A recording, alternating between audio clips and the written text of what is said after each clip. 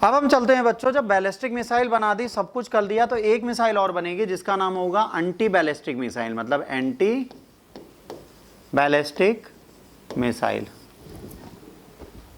ठीक है, एंटी को बेस पसंद है, तो यहां पर बैलिस्टिक मिसाइल भी एंटी वाली होंगी, मतलब एंटी बैलिस्टिक मिसाइल। इसका मतलब क्या हो गया बच्चों?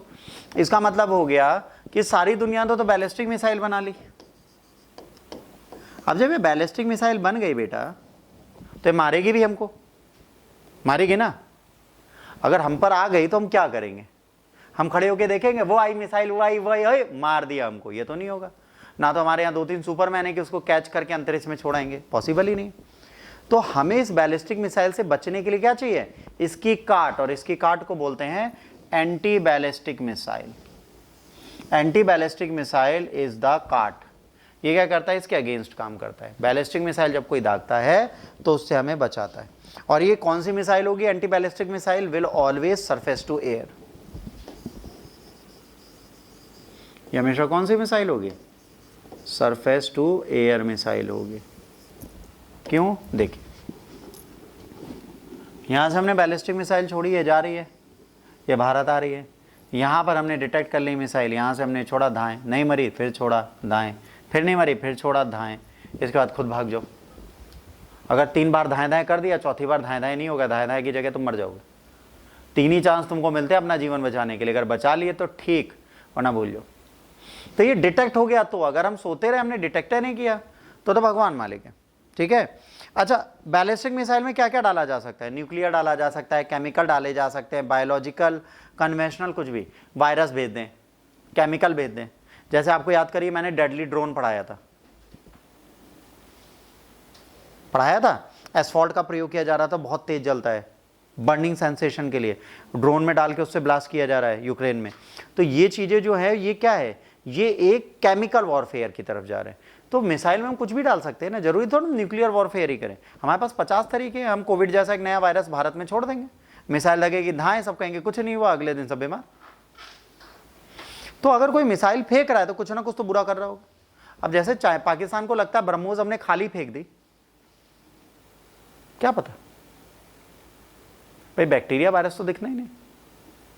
कहते सेल फेंका। अरे खोखा थोड़े नाम उड़ाएंगे। मतलब हम अपनी 1 करोड़ से ऊपर की मिसाइल ऐसे दाग देंगे हवा में? मजाक चल रहा है?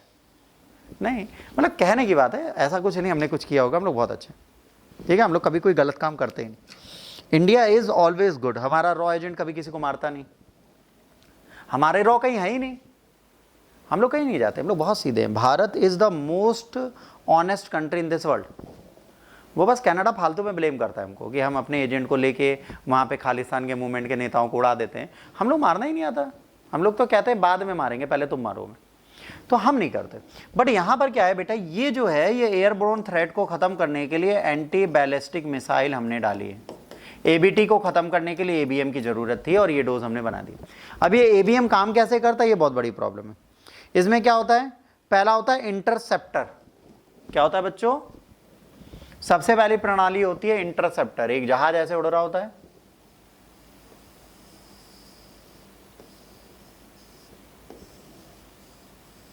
और इस पे लगा होता है एक 360 रोटेटिंग कैमरा। ठीक, यहां पे पायलट बैठा होता है, ये प्लेन उड़ा रहा होता है अपना। यहाँ खिड़की होती है, यहाँ ढेर सारी खिड़की होती हैं, यहाँ पे बहुत सारे लैपटॉप रखे होते हैं, हवा में उड़ रहा होता है।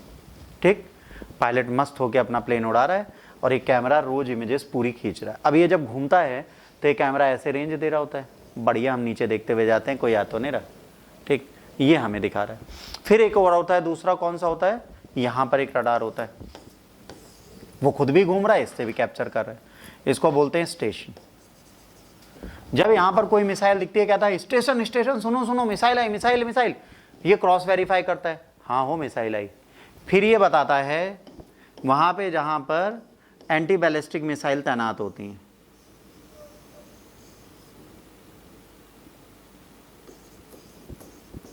ठीक है, इससे कहा जाता है दागो, कहते हैं ठीक। अब ये जब स्टेशन से आता है, तब इस आदेश को फॉलो करते हैं, अपनी मिसाइलें छोड़ना स्टार्ट कर देते हैं। अब ये जब मिसाइलें छोड़ी जाती हैं तो उससे क्या होता है? चीजें संभाली जाती हैं। तो इंटरसेप्टर और डिस्ट्रॉय दोनों चीजें होती हैं। ठीक है, इसमें कई चीजें आती हैं। मिसाइल आते हैं, अनआर्म्ड व्हीकल्स आते हैं, जो अनमैन्ड एरियर व्हीकल चलते हैं वो भी आते हैं, कोई ड्रोन फेंक रहा है वो भी आता है, इन सबको हम उड़ा देते हैं। हम क्यों उड़ा देते हैं? भाई तुम हमारी जासूसी करोगे तो मुझे छोड़ेंगे थोड़े ना, आरती थोड़े ना उतारने, तो पीट के मारेंगे। तो हम लोग क्या करते हैं, हम इस टाइम पे हर चीज़ को उड़ा देते हैं, ठीक है। तो इसमें क्या होता है, पहला डिटेक्ट करते हैं, उसके बाद रडार को भेजते हैं, फिर बैटल मैनेजमेंट सिस्टम होता है जो कैलकुलेट करता है, फिर मिसाइल को फायर कर देता है, और जब मिसाइल फायर होती है तो वो मार दी जाती है। तो मिसाइल डिटेक्शन जब होता है तो उस तरीके से हमारे प्रॉपर मैनर में काम चलने लगते हैं। अब इंटरसेप्टर 1 एंड इंटरसेप्टर 2 दो हमारे पास पहले से, ठीक है, दो इंटरसेप्टर है। मतलब जब इंटरसेप्टर को इन शॉर्ट बैलिस्टिक मिसाइल भी बोल दो, एंटी बैलिस्टिक मिसाइल। एक है जिसका नाम है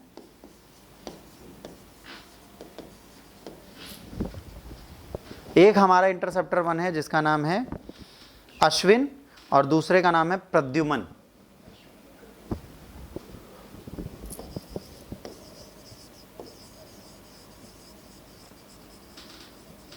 जैसे अश्विनी नाम से बहुत छोटा लग रहा है ना, ये बड़ा लग रहा है ना, छोटे बड़े का अंतर। अब यहां पर बात आती है, जो अश्विनी बैलिस्टिक मिसाइल है यही तो हमारे पास पहले से इंटरसेप्टर है। तो सबसे पहले हम बात करते हैं अश्विन बैलिस्टिक मिसाइल इंटरसेप्टर की। लो एल्टीट्यूड इंटरप्रिटेशन करता है। ये क्या करता है, लो एल्टीट्यूड इंटरप्रिटेशन करता है, मतलब जब बहुत नीचे आ जाएगी मिसाइल तब ये प्रयोग में लाया जाएगा। और इसकी रेंज कितनी होती है, मात्र 30 किलोमीटर। बस ये कितने किलोमीटर मारता है, 30 किलोमीटर। और सेम फायर एंड फॉरगेट, आग लगाओ भूल जाओ। ये वो वाला रॉकेट है जो दिवालियों में नहीं रखता, छुच्छी में आग लगा दी बस उड़ गया, सेम काम ये करता है, ठीक। इसके बाद अगला जो आता है बेटा वो हमारा कौन सा आता है, इसके बाद जो हमारा नेक्स्ट आता है, ठीक है, वो कौन सा होता है, वो होता है प्रद्युम्ना। प्रद्युम्ना जो है ये जो है ये क्या होगी फिर, ये इंडो होगी ना, ये इंडो मिसाइल है, एंटी बैलिस्टिक के पर इंडो है। बैलिस्टिक मिसाइल को मारेगी पर एटमॉस्फेयर से बाहर नहीं जाएगी। बट जब इसकी बात करेंगे प्रद्युम्ना की, Pradyumna is the indo and exo both. Pradyumna is indo and exo both. और ये जो होता है ये 50 से 80 किलोमीटर जा सकता है। इसका एल्टीट्यूड कितना है, 50 to 80 किलोमीटर। कोई मिसाइल अगर आ रही है तो 50 to 80 किलोमीटर दूर तक उसको जाके ये मार सकता है, ठीक। हमारे पास ये दो एंटी बैलिस्टिक मिसाइल सिस्टम है जिससे हम आज तक अपनी सुरक्षा करते हुए आ रहे, ठीक। अच्छा, पहले वाले में क्या होगा, सॉलिड इंजन होगा। भाई इसमें क्या होगा, सॉलिड इंजन। इसमें क्या होगा, सॉलिड एंड लिक्विड बोथ।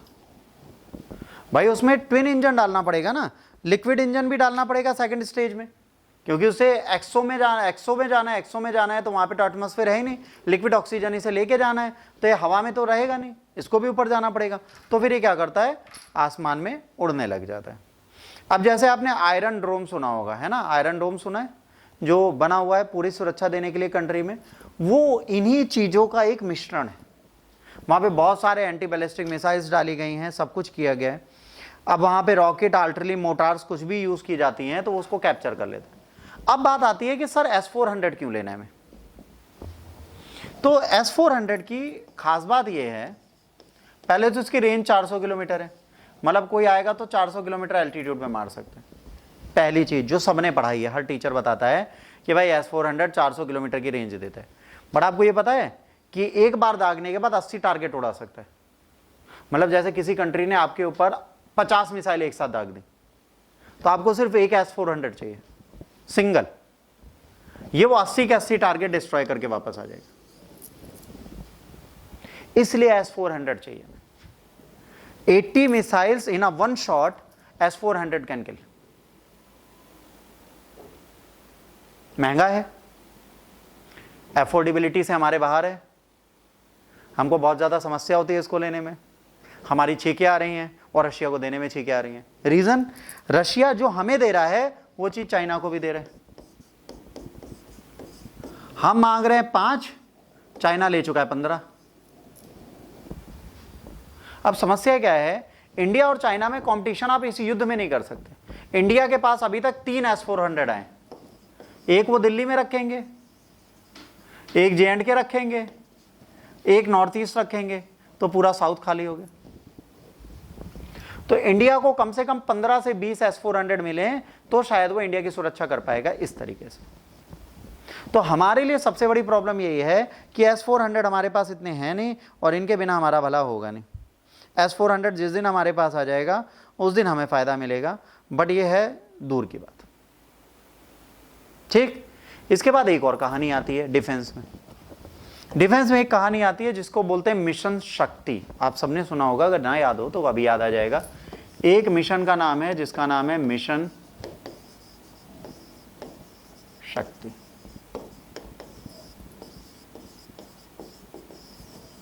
दो 2007 की बात है। कौन से साल की बात है? 2007 की बात है। ठीक है, 2007 में चाइना ने अपने एक रिमोट सेंसिंग सैटेलाइट को अपनी ही मिसाइल से उड़ा के दिखा दिया। इन्होंने क्या किया, एक रिमोट सेंसिंग सैटेलाइट था इनका,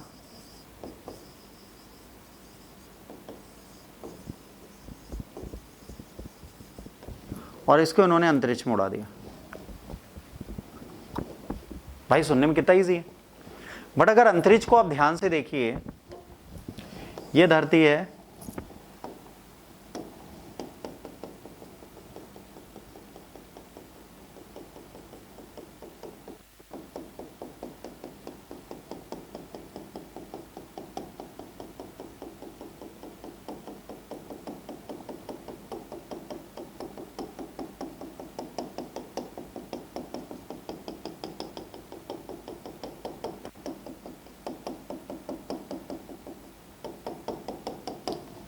ऐसे बहुत सारे बने। अब मान लो इनको स्पेसिफिकली इसको उड़ाना था,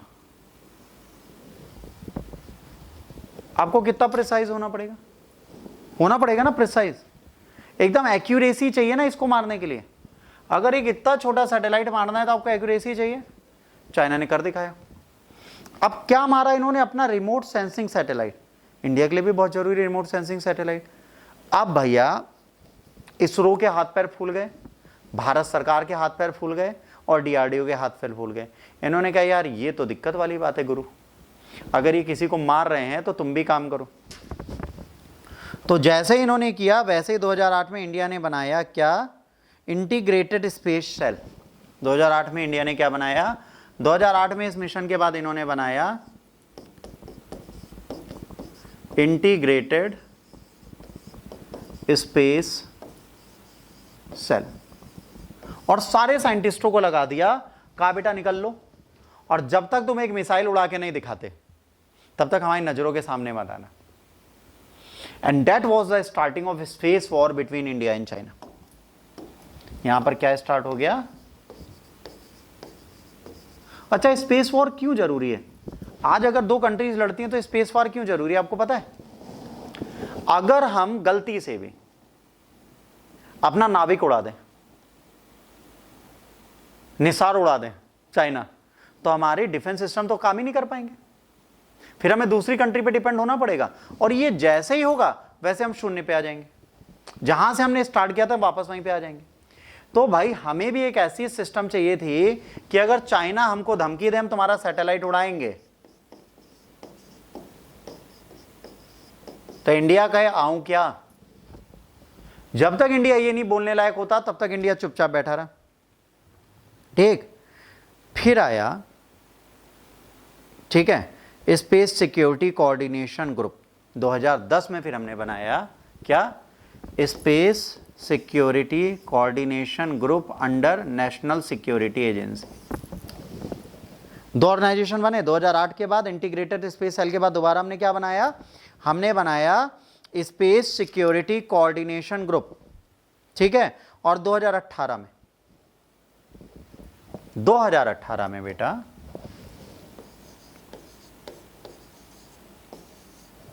इंडिया ने स्पेस में 300 किलोमीटर धरती से दूर अपना एक नॉन फंक्शनिंग सैटेलाइट जिसका नाम था माइक्रोसैट आर। क्या नाम था इसका?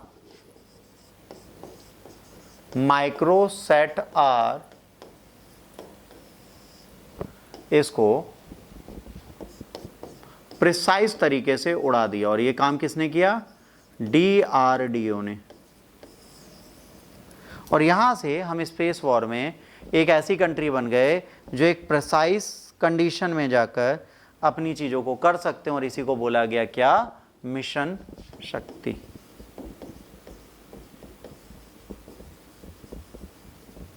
इसी को क्या बोला हमने? इसी को हमने बोला बेटा मिशन शक्ति, और ये मिशन शक्ति हमारे लिए तभी काम आया, ठीक है। और जब ये हुआ तो उसी टाइम पर नरेंद्र मोदी साहब आए, उन्होंने कहा I am not the person who want space war,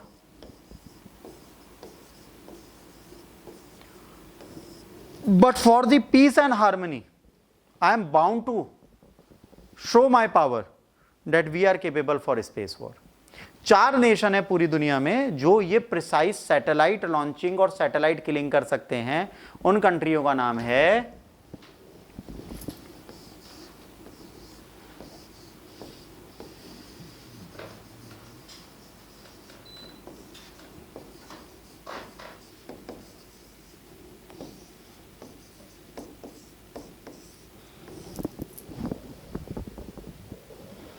ये 4 कंट्रियां एकदम प्रिसाइज तरीके से सैटेलाइट्स को मार सकते हैं।